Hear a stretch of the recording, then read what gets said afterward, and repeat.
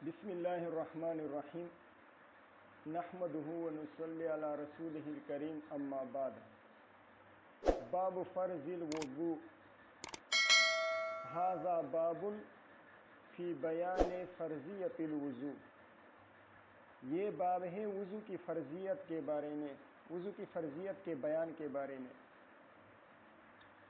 فرض سے مراد یہاں پر فرضیت ہے، فرائض مراد نہیں ہے۔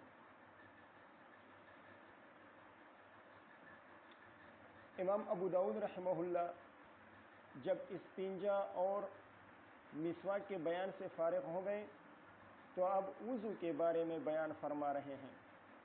تینوں کے درمیان مناسبت ظاہر ہے کہ انسان پہلے استنجا کرتا ہے، پھر وضو کی تیاری کرتا ہے، لیکن وضو سے پہلے وہ مسواک کرتا ہے اور پھر مسواک کے بعد وضو کرتا ہے۔ تو اسی ترتیب سے امام ابو داؤد رحمہ اللہ نے پہلے استنجا کے ابواب ذکر کر دیے، پھر مسواک کے 6 ابواب ذکر کر دیے اور اب وضو کے ابواب ذکر کر رہے ہیں۔ وضو بضم الواو فعل وضو کو کہا جاتا ہے۔ وضوء یوضع وضاءۃ، وضاءۃ سے ہے، وضوء یوضع وضاءۃ، حسن اور نظافت کے معنی میں آتا ہے۔ وضو کو وضو اس لیے کہتے ہیں لِأَنَّهُ يُنَظِّفُ الْمُتَوَضِّئَ وَيُحَسِّنُهُ، وضو کرنے والے کی صفائی کرتا ہے اور وضو کرنے والے کو حسین بناتا ہے۔ ٹھیک ہے، تو لغوی اعتبار سے یہ کس سے ہوا؟ وضاءۃ سے ہے۔ وضوء یوضع وضاءۃ بمعنی الحسن والنظافہ۔ ٹھیک ہے، اور شریعت میں وضو کہتے ہیں غسل و مسح فی اعضاء مخصوصۃ، غسل و مسح فی اعضاء مخصوصۃ، مخصوص اعضاء کا غسل اور مسح، یعنی 3 اعضاء کا غسل، ہاتھوں کا، چہرے کا، پاؤں کا غسل اور سر کا مسح۔ تو ان 4 مخصوص اعضاء میں سے 3 کو دھونا اور 1 پر مسح کرنا، اس کو شریعت کی اصطلاح میں وضو کہا جاتا ہے۔ بسند المتصل منا الى الامام ابی داؤد سلیمان بن الاشعث السجستانی رحمہ اللہ تعالی ومتعنا بعلومه وبرکاته انه قال حدثنا مسلم بن ابراہیم قال حدثنا شعبة عن قتادة عن ابی الملیح عن ابیہ رضی اللہ تعالی عنہ وعنہم قال عن ابیہ رضی اللہ تعالی عنہ وعنہم عن النبی صلی اللہ علیہ وسلم قال لا يقبل اللہ صدقة من غلول ولا صلاة بغیر طہور۔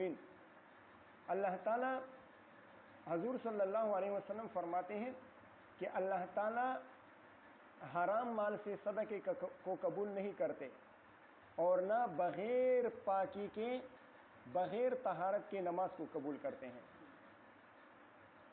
غلول مال غنیمت میں تقسیم سے پہلے چوری کرنا، اس کو کہتے ہیں غلول۔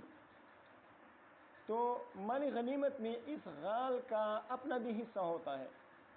مال غنیمت میں اس غال کا، خیانت کرنے والے کا یا چوری کرنے والے کا حصہ مال غنیمت میں ہوتا ہے۔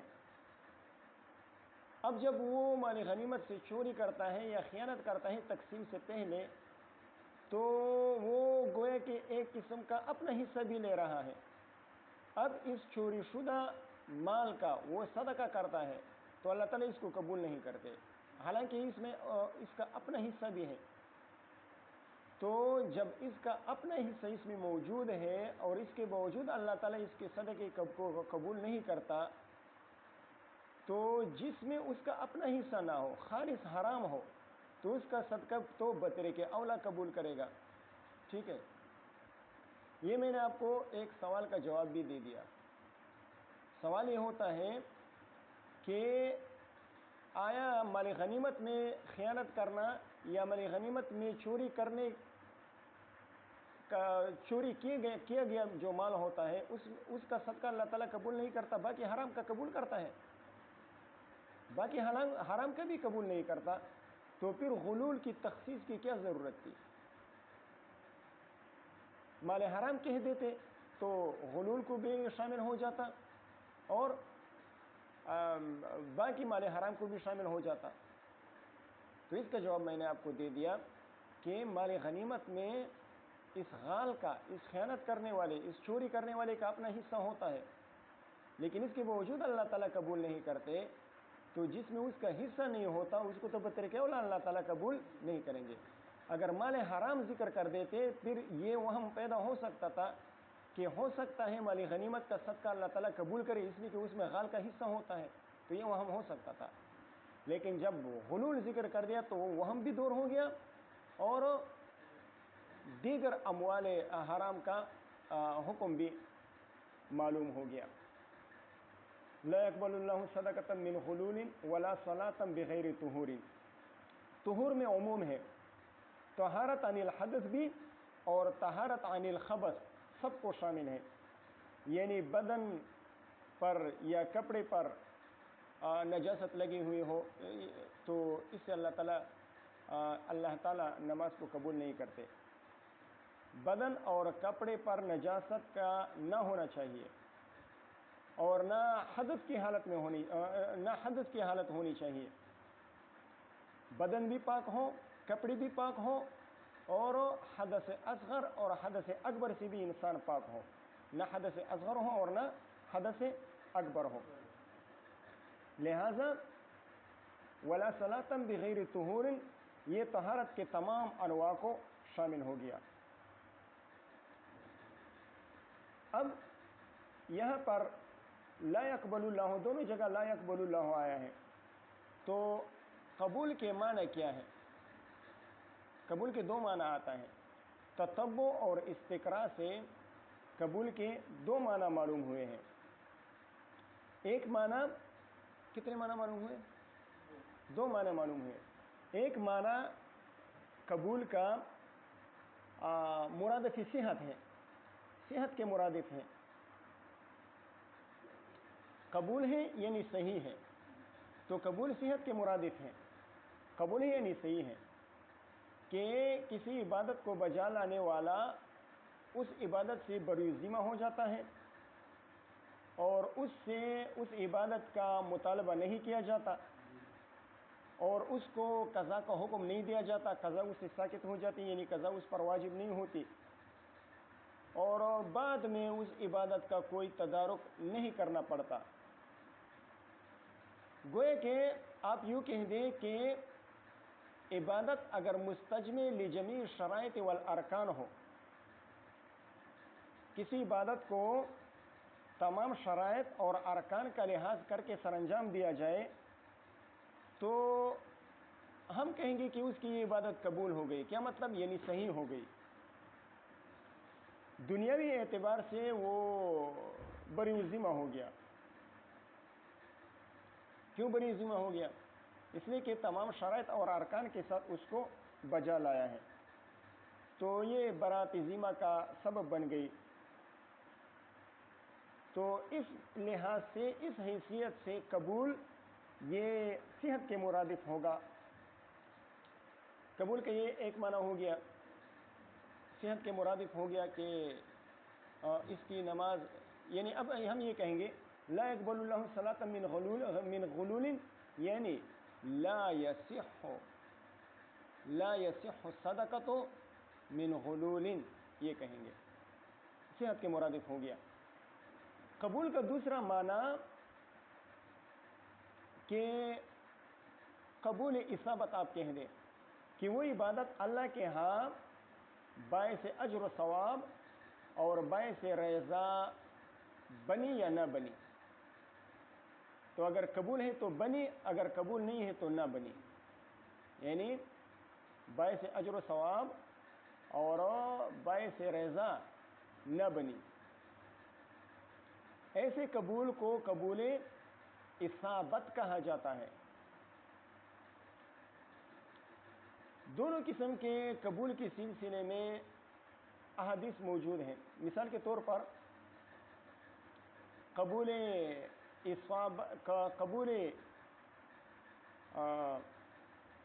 اجابت کے بارے میں ایک حدیث ہے، مشہور حدیث ہے۔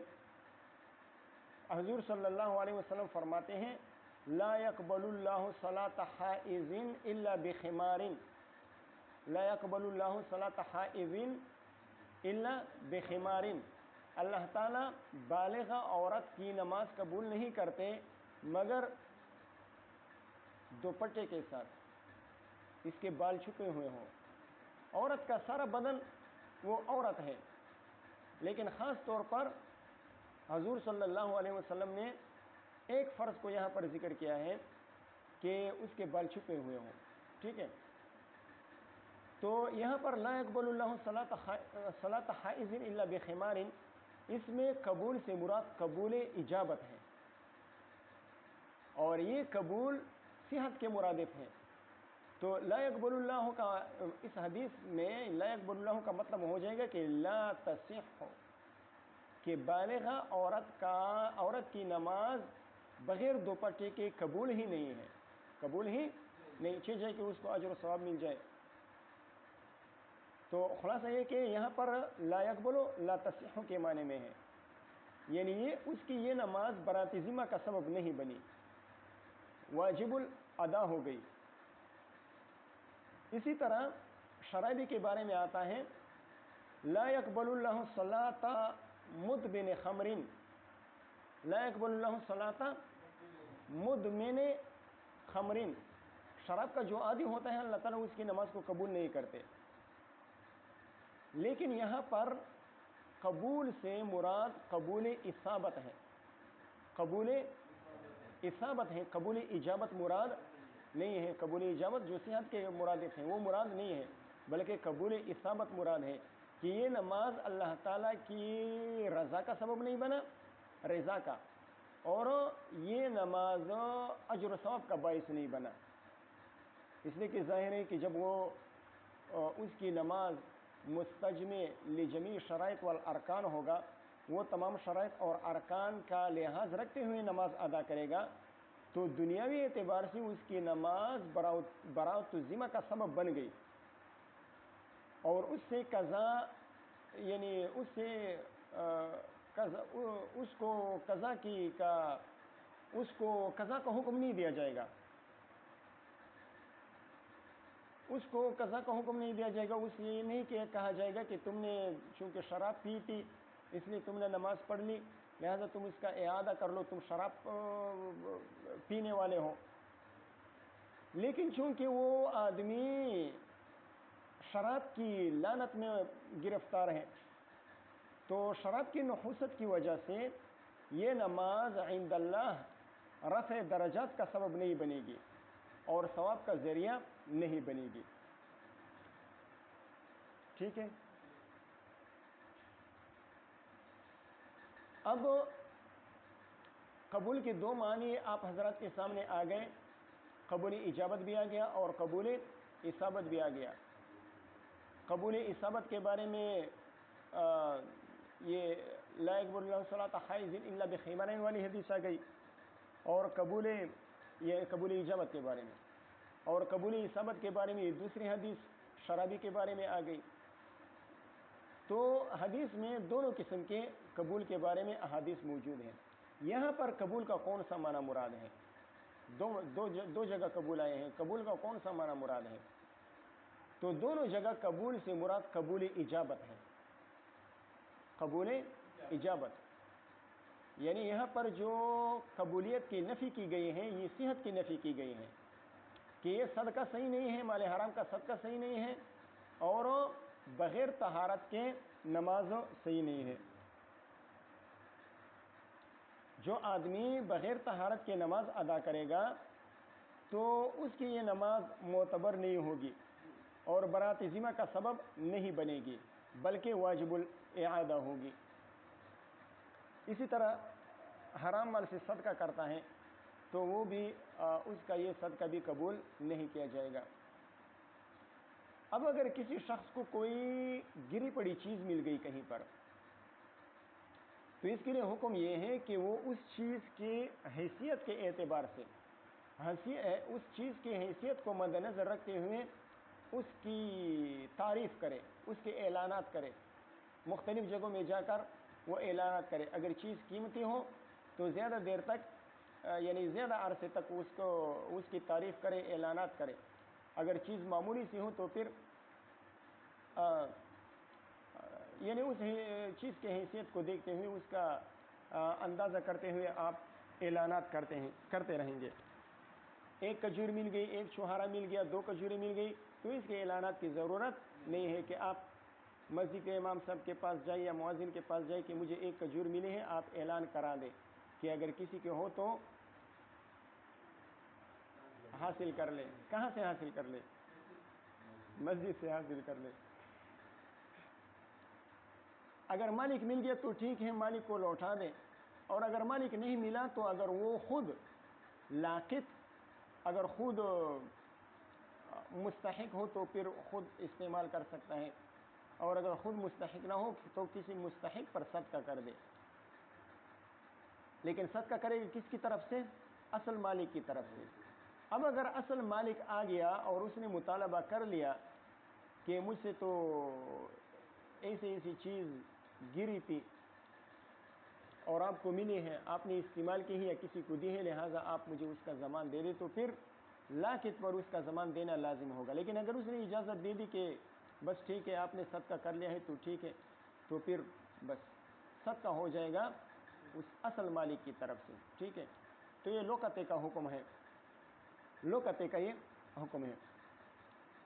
بات سمجھ میں آ گئی؟ لیکن وہ تو حلال چیز ہے نا، لوقطہ تو حرام نہیں ہوتا، وہ تو چوری کی نیت سے نہیں اٹھاتا نا، تو وہ الگ حکم ہے، یہ مال حرام والا الگ حکم ہے۔ مال حرام کو آپ صدقہ کریں گے لیکن ثواب کی نیت سے نہیں۔ یہاں تک کہ فقہا نے لکھا ہے کہ اگر مال حرام کو ثواب کی نیت سے صدقہ کرتا ہے تو پھر کفر کا اندیشہ ہے۔ اور یہ بھی فقہاء کرام نے لکھا ہے کہ اگر کوئی مال حرام صدقہ کرتا ہے اور جس پر صدقہ کیا جا رہا ہے اس کو معلوم بھی ہے کہ یہ مال حرام ہے، اس نے وہ مال حرام کا صدقہ قبول کر لیا اور اس کو دعا دے دی، اور صدقہ کرنے والے نے اس پر آمین کہہ دیا، تو فقہاء کرام فرماتے ہیں کہ دونوں کافر ہو گئے، دونوں کافر۔ تو حرام مال کے احکامات بہت سخت ہیں۔ یہ تو حدیث ہو گئی۔ اب اس حدیث کے تحت شرائع حدیث ایک مسئلہ بیان کرتے ہیں، فاقد الطہورین والا، کہ اگر کوئی آدمی ایسی جگہ ہو جہاں پر نہ پانی مل رہا ہو، نہ تراب مل رہا ہو، نہ پانی مل رہا ہو، نہ مٹی مل رہا ہو، تو اب وہ نماز کا وقت ہو گیا، تو اب وہ نماز کس طرح پڑھے؟ اس شخص کو فاقد الطہورین کہتے ہیں۔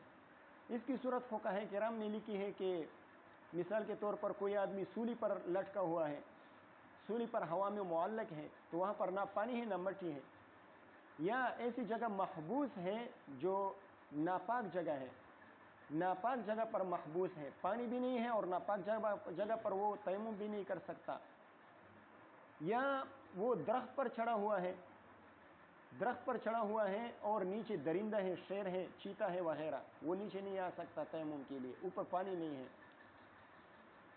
حضرت مولانا حسین احمد مدنی رحمہ اللہ نے اس کی مثال یہ بیان کی ہے کہ کوئی آدمی جہاز میں ہے، جہاز میں ہو سکتا ہے اس زمانے میں جہاز میں پانی نہ ہو، آج کل تو پانی موجود نہیں، لیکن آپ یوں کہہ دیں کہ پانی ختم ہو گیا جہاز میں اور مٹی ہے نہیں، تو اب ایسا شخص کیا کرے؟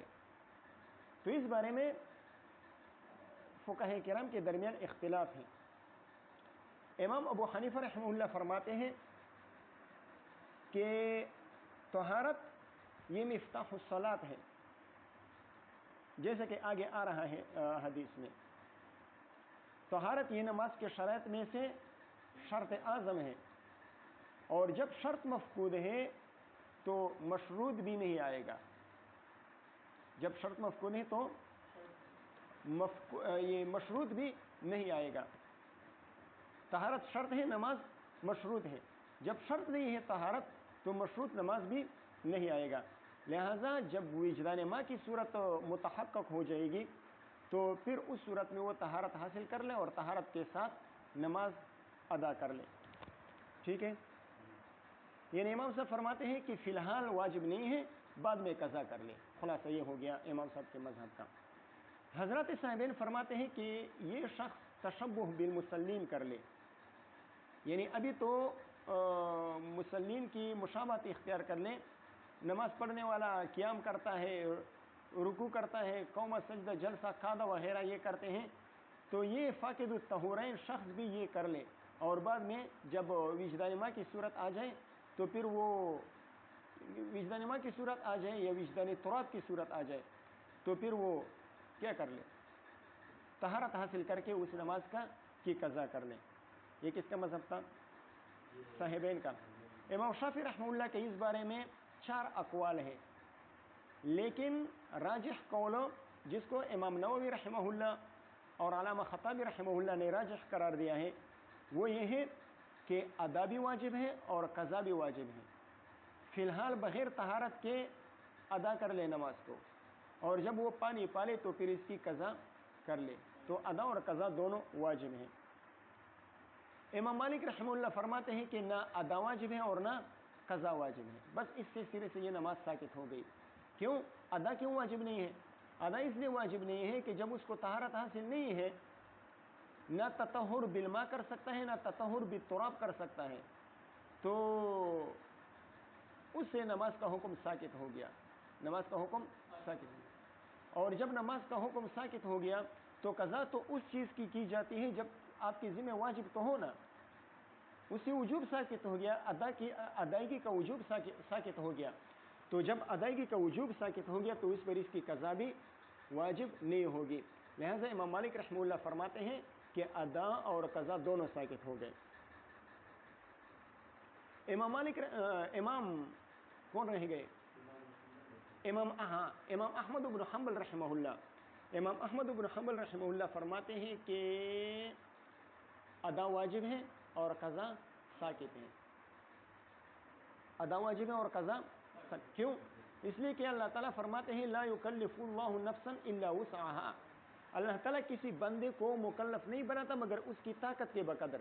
اب اس کی طاقت یہی ہے فی الحال کہ وہ بغیر طہارت کے نماز ادا کر لے، تو جب وہ بغیر طہارت کے نماز ادا کرنے پر قادر ہے تو اب وہ بغیر طہارت کے نماز ادا کرنے کا مکلف ہے، امام احمد رحمہ اللہ فرماتے ہیں۔ تو جتنا وہ مکلف ہے اتنا اس نے ادا کر لیا تو بس اس کی نماز ادا ہو گئی، قضا اس کی ذمہ واجب نہیں ہے۔ یہ ہو گئے مذاہب۔ اب احناف کا مفتبی فتویٰ کس پر ہے؟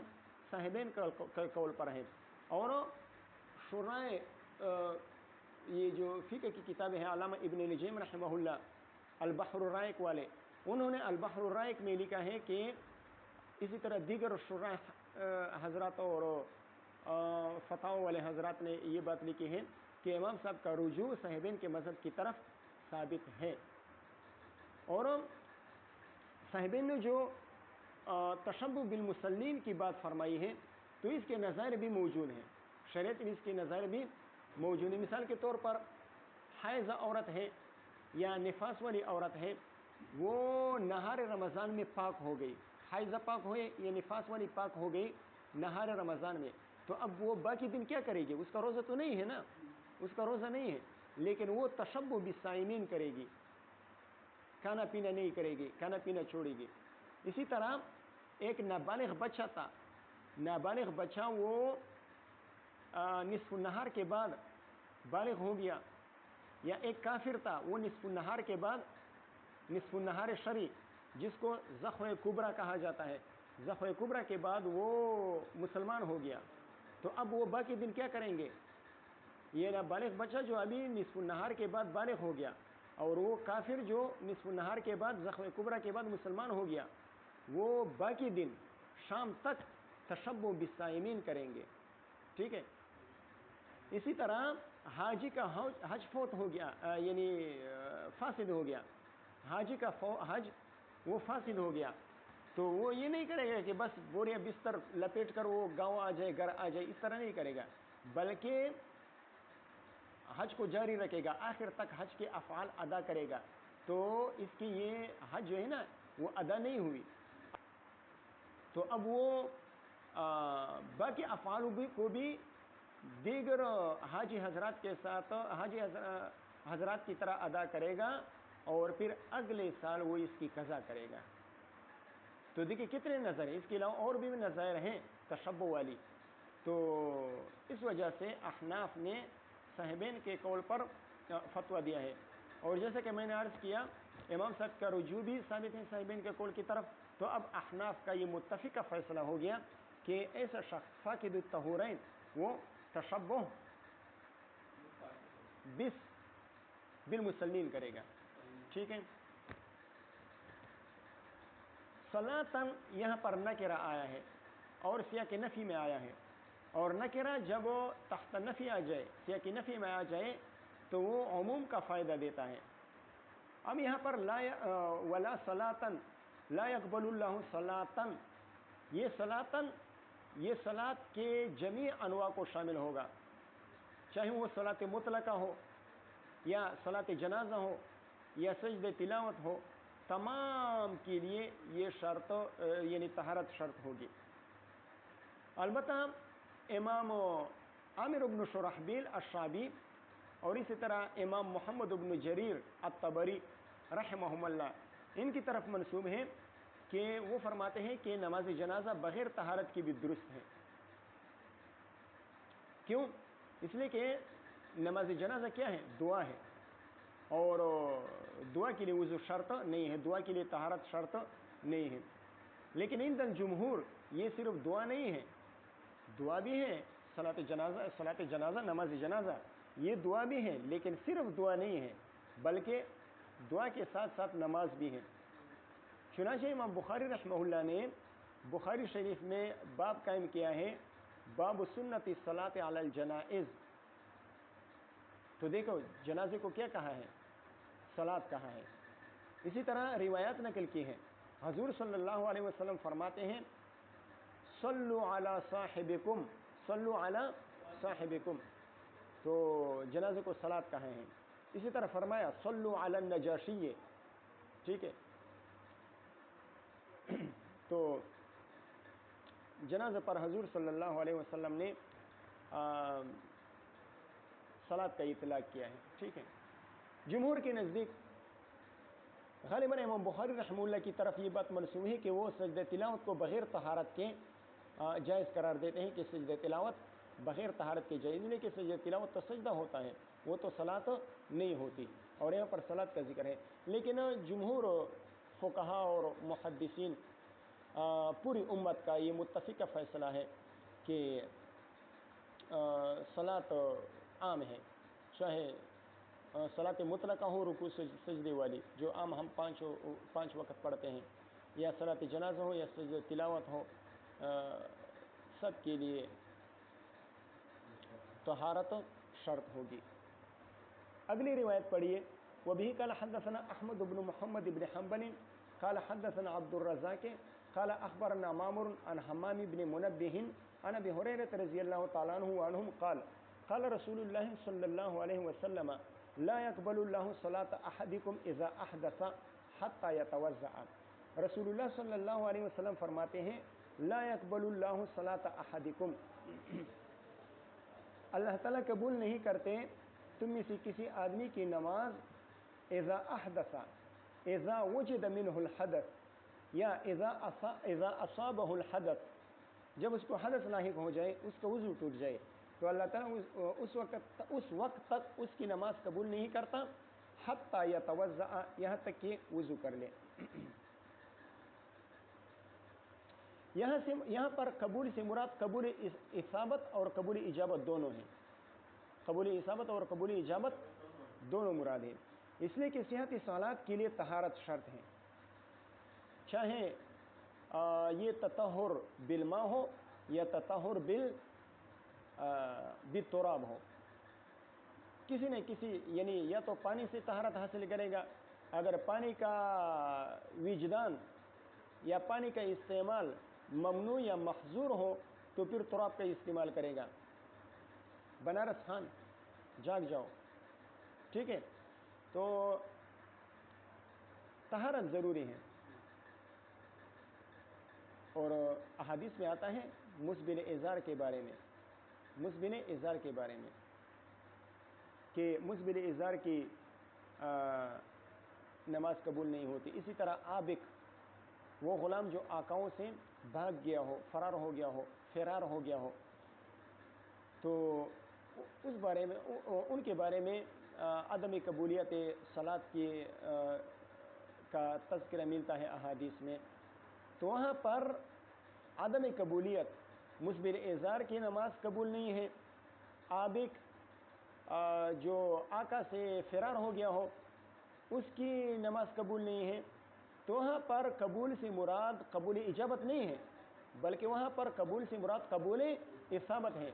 यानी वो बरीज़िमा तो हो गया, उसको कज़ा का हुक्म नहीं दिया जाएगा, दुनियावी एतबार से उसकी नमाज हो गई, लेकिन इस नमाज पर जो तरत्तुब सवाब था, सवाब का तरत्तुब हो रहा था, जो रफ़े दरजात का बाइस बन रहा था, सबब बन रहा था, और अल्लाह ताला जिस नमाज से राज़ी हो रहा था, उसकी वो नमाज नहीं है, ये उसको सवाब नहीं मिलेगा यहाँ तक कि वो लौट आए, ये ग़ुलाम लौट आए, या ये मुस्बिल इज़ार अपने इज़ार को ऊपर कर ले, ठीक है। ला यक़बलुल्लाहु सलाता अहदिकुम इज़ा अहदस हत्ता यतवज़्ज़ा। इस पर एक मशहूर एतराज़ है, हत्ता यतवज़्ज़ा, वज़ू कर ले। तो इसका हत्ता यतवज़्ज़ा का तकाज़ा ये है कि तयम्मुम जायज़ नहीं होनी चाहिए, इसलिए कि वज़ू की तसरीह है, यहाँ तक कि वज़ू कर ले। अब तयम्मुम को तो वज़ू नहीं कहा जाता ना, तयम्मुम को तो वज़ू नहीं, अगर तयम्मुम करेगा तो हत्ता यतवज़्ज़ा तो ना हुआ ना, हत्ता यतयम्मम हो गया फिर तो इस हदीस से साबित होता है कि तयम्मुम जायज़ नहीं होनी चाहिए, हालांकि तयम्मुम जायज़ है। तो इसका जवाब शुरा हज़रत ने ये दिया है कि नसई शरीफ में एक हदीस आती है, हुज़ूर सल्लल्लाहु अलैहि वसल्लम फरमाते हैं, अस्सईदु तय्यिबु वज़ूउल मुस्लिम व इन लम यजिदिल मा 10 सिनीना। अस्सईदु तय्यिबु वज़ूउल मुस्लिम, ठीक है, बात समझ में आ गई। तो सईद तय्यब, पाक मट्टी को वज़ू कहा गया है। वज़ू किसको कहा जाता है? जिससे तहारत हासिल की जाती है ना, मा युतत्तहरु बिही, जिससे तहारत हासिल की जाती है। तो सईद तय्यब को वज़ू कहा गया है, लिहाजा जो काम पानी का है वही काम मट्टी का भी है, तुराब का भी है। दूसरा जवाब ये है कि हत्ता यतवज़्ज़ा, यहाँ पर यतवज़्ज़ा यतत्तहर के माने में है, चाहे तत्तहुर बिलमा हो या तत्तहुर बित्तुराब हो। अब सवाल ये है कि वज़ू की तख़सीस क्यों है? तो वज़ू की तख़सीस इसलिए है कि वज़ू असल है और अगलब है। अक्सर तौर पर लोग पानी से वज़ू करते हैं, अगलब पानी से वज़ू किया जाता है, और असल पानी के साथ वज़ू करना है, तो इस वजह से वज़ू की तख़सीस कर दी, ठीक है। आगे पढ़िए, चलो बनारस खान तीसरी रिवायत पढ़ो। शैबता, शीबत नहीं, शैबता।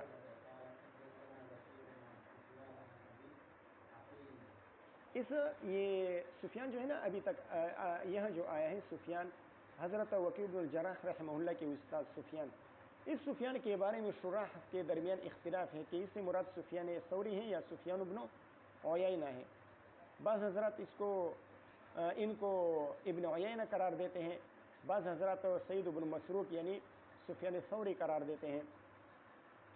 हज़रत मौलाना खलील अहमद सहारनपुरी रहमहुल्लाह ने लिखा है कि हाफिज़ इब्न हजर अस्क़लानी रहमहुल्लाह ने वकील इब्न जर्राह के असातिज़ा में सुफियान सौरी का तज़किरा किया है, सुफियान इब्न उयैना का तज़किरा नहीं किया है। यानी हज़रत वकील इब्न जर्राह रहमहुल्लाह, इनकी खुसूसियात हैं सुफियान सौरी के साथ कि उनके असातिज़ा में से सुफियान सिर्फ सुफियान सौरी हैं, सुफियान इब्न उयैना उनके असातिज़ा में से नहीं है।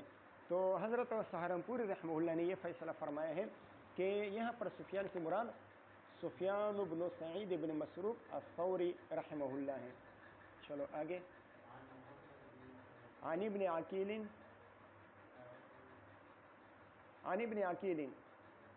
ابن عقیل عبداللہ ابن محمد ابن عقیل ابن علی ابن ابی طالب.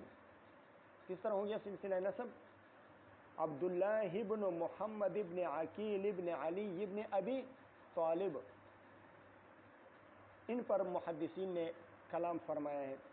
ان کی ماں کا نام زینب صغرا بنت علی، حضرت علی رضی اللہ تعالیٰ عنہ کی بیٹی تھی زینب، جن کو زینب صغرا کہا جاتا ہے.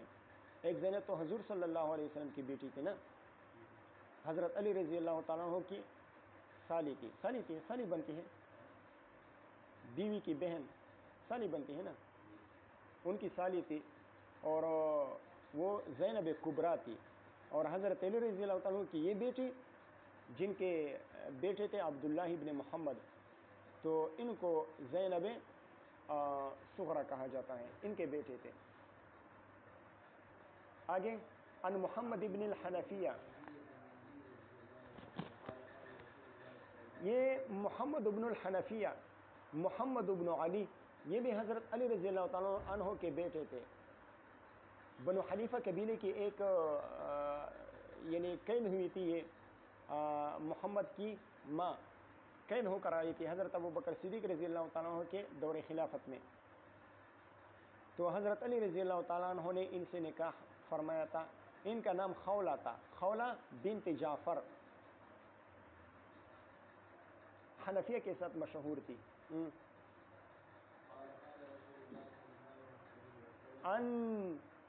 ان محمد ابن الحنفیہ ان علی رضی اللہ تعالیٰ عنہ، حضرت علی رضی اللہ تعالیٰ عنہ سے کل مرویات 586 ہیں، 586 روایات ان سے مروی ہیں. بخاری اور مسلم دونوں میں مجموعی اعتبار سے 20 روایات ہیں ان کی. بخاری اور مسلم مجموعی اعتبار سے 20 روایات ہیں دونوں میں، اور صرف بخاری شریف میں 9 روایات ہیں، اور صرف مسلم شریف میں، یعنی بخاری شریف میں ہو مسلم میں نہ ہو تو وہ 9 ہیں، اور مسلم شریف میں ہو بخاری شریف میں نہ ہو تو وہ 5 روایات ہیں. حضرت علی رضی اللہ عنہ کیا فرماتے ہیں؟ قال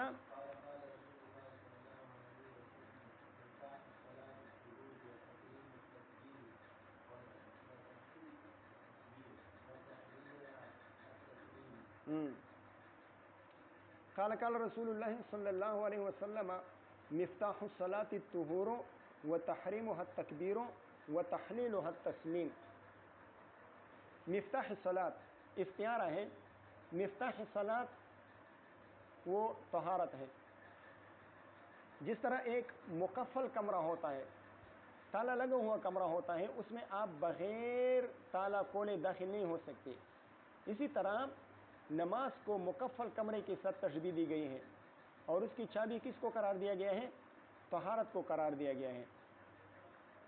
یہاں پر طہارت سے طہور سے مراد کسی مطہر کا استعمال کرنا ہے، کسی مطہر کا استعمال کرنا ہے. اب وہ مطہر عام ہے، چاہے ماء ہو چاہے تراب ہو، چاہے پانی ہو یا مٹی ہو. ٹھیک ہے. اس مفتاح الصلاۃ الطہور، اس سے احناف نے اس بات پر استدلال کیا ہے کہ چونکہ یہاں پر مفتاح الصلاۃ طہور کو قرار دیا گیا ہے، اور طہور سے مراد استعمال الماء ہے، اس لیے کہ اصل پانی ہے. طہور سے مراد اصل استعمال التراب بھی قرار دے سکتے ہیں، لیکن اصل چونکہ پانی ہے تو یہاں پر طہور سے مراد استعمال الماء ہے، پانی کو استعمال کرنا ہے. تراب مٹی وہ طہور بنتا ہے لیکن بدلن بنتا ہے، اصل جو ہے وہ پانی ہے. تراب بدلن طہور بنتا ہے.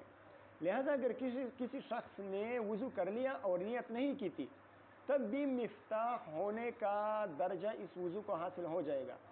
یہ وضو مفتاح الصلاۃ کا سبب بن جائے گا بغیر نیت کے.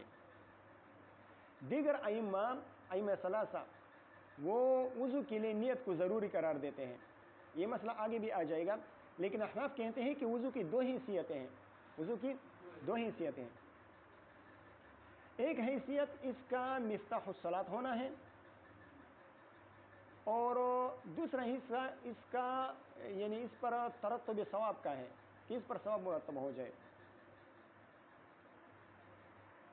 مفتاح الصلاۃ ہونے کی حیثیت کو اگر دیکھ لیا جائے تو جب طہور کا استعمال کیا گیا بفتح الطاء، طہور کا استعمال کیا جائے گا تو طہارت حاصل ہو جائے گی، اور یہ وضو مفتاح الصلاۃ کا درجہ حاصل کر لے گا۔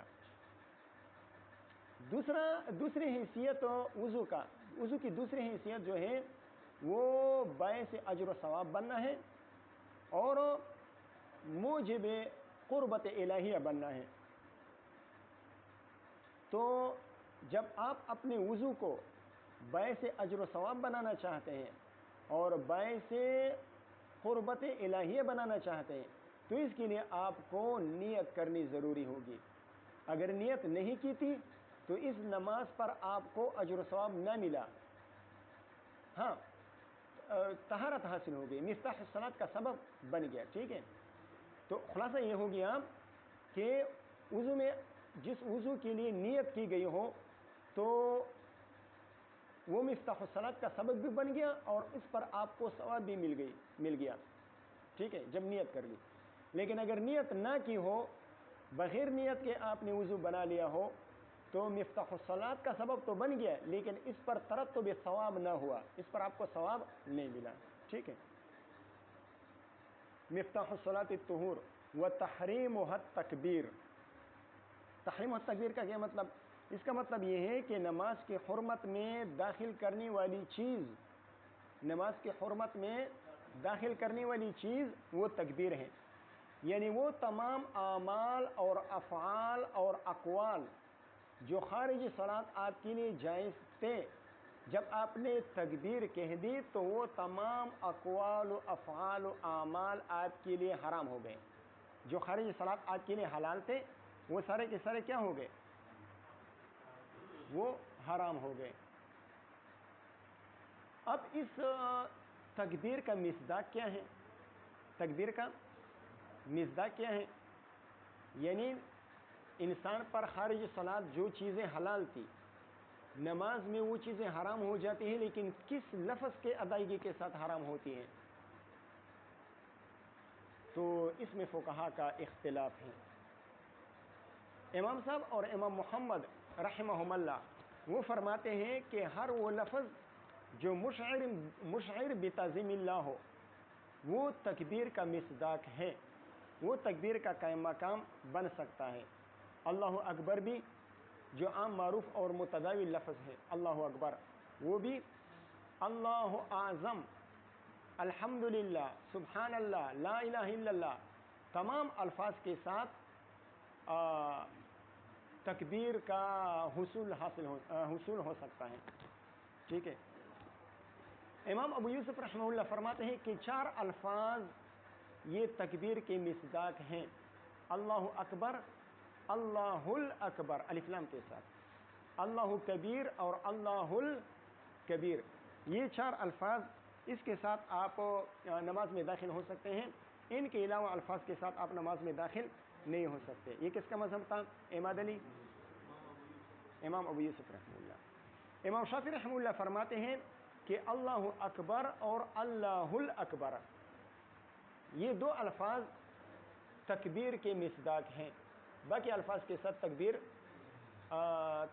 یعنی تحریم حاصل نہیں ہو سکتی۔ ان کی دلیل کیا ہے؟ ان کی دلیل یہ ہے کہ اللہ اکبر یعنی امام ابو یوسف اور امام شافعی رحمہم اللہ دونوں کے دلائل ایک جیسے ہیں کہ اللہ اکبر اور اللہ کبیر دونوں کا ایک معنی ہے، دونوں کا ایک معنی ہے۔ اسی طرح امام شافعی رحمہ اللہ فرماتے ہیں کہ اللہ اکبر اور اللہ الاکبر الف لام کے ساتھ اس میں کوئی فرق نہیں آتا، چاہے الف لام ہو یا الف لام نہ ہو، اس سے کوئی فرق نہیں آتا۔ دونوں حضرات، دونوں بزرگ یہ فرماتے ہیں۔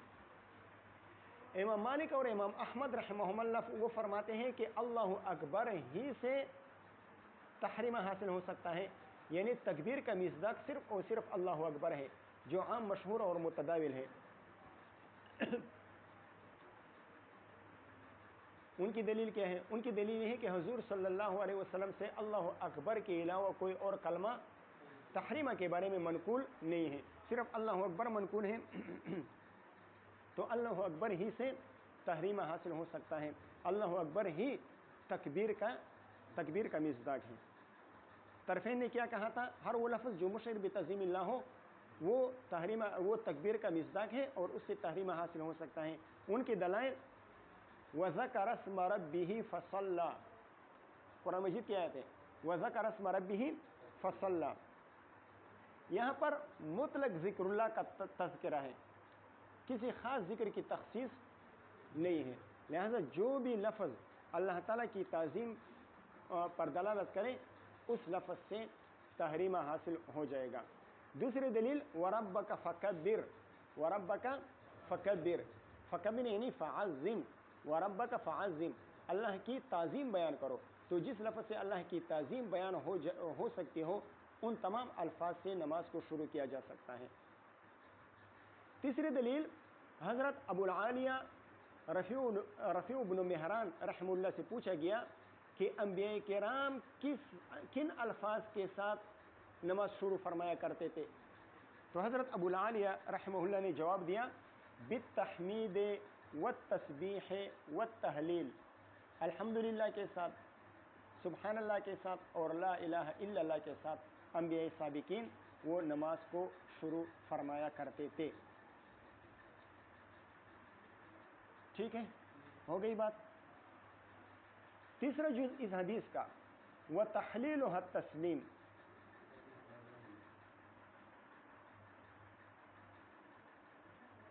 حضرت تشریف لے آئے؟